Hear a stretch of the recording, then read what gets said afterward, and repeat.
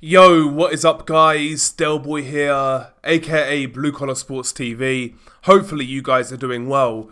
If you're new here, smash that like, hit subscribe, all of that good stuff. So, Arnold Barboza defeats Jack Catterall by a split decision to win the WBO interim super lightweight title of the world. Tried to rob Barboza in this fight. Now listen, I wasn't scoring this fight round by round, I have to say, but I very rarely do these days when it comes to live fights. But usually you get a grasp of what is going on and how a fight is going. And for me, it looked to me that Jack Catterall lost this fight clearly. So, split decision, very kind on Jack Catterall. And I have to say, DAZN, the commentary team, trying to make out like this fight was nip and tuck and super close. The unofficial scorers, which were Ishmael Davis, Liam Smith, and Dalton Smith. Two of these guys had it a draw, and Ishmael Davis had Jack Catterall winning. I mean, talk about three blind mice. Jesus Christ. They really tried to prep for a robbery here, but really, Barboza for me was the guy who was always in control throughout this fight. It wasn't a great fight to watch, to tell you the truth. Neither guy really committed all that hard. Barboza had the right game plan. He was fighting a counterpuncher in Jack Catterall. Catterall really is only comfortable when you are coming onto him and when you're giving him openings. But if you make him chase a fight, Jack Catterall is exposed as one-dimensional.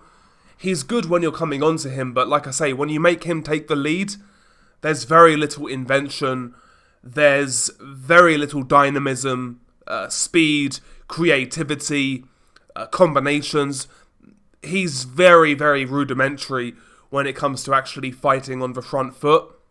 And I felt Barboza did a good job of nullifying Catterall's counterpunch opportunities. Catterall, of course, is a southpaw. Throughout this fight, I felt Barboza's lead foot was in the right place on the outside of Catterall's, nullifying that straight left hand of Catterall that he likes to throw down the pipe. And Barboza really was touching and probing. He was relying a lot on a 2-1. Not a 1-2, but a 2-1. He was throwing the right hand first and following through with the jab.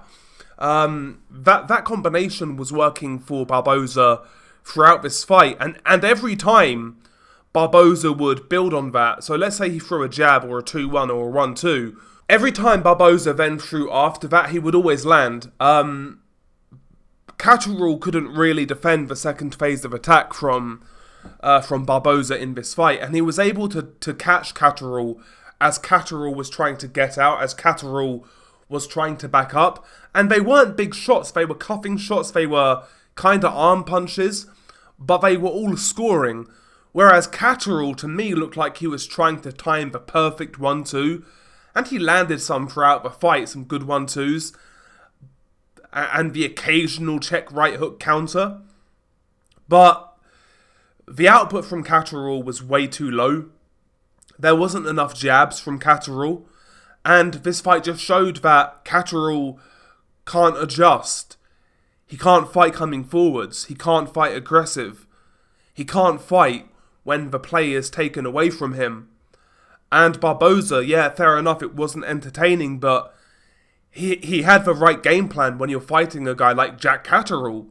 Stay on the outside, take the play away, make Catterall take the lead, counter Catterall.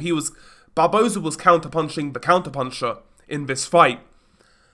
And he was just more busy, utilising his height and reach, utilising his better foot speed and better hand speed. I mean, Barboza for me thoroughly outboxed Catterall in this fight. How this fight was a split decision is beyond me, and quite frankly, it's embarrassing. Split decision, my ass, honestly. And again, I have to say, the DAZN commentary team I felt were particularly shocking, which again isn't exactly surprising news, right? It's not exactly surprising these guys can't call a fight correctly, but they were very bad tonight, like super bad.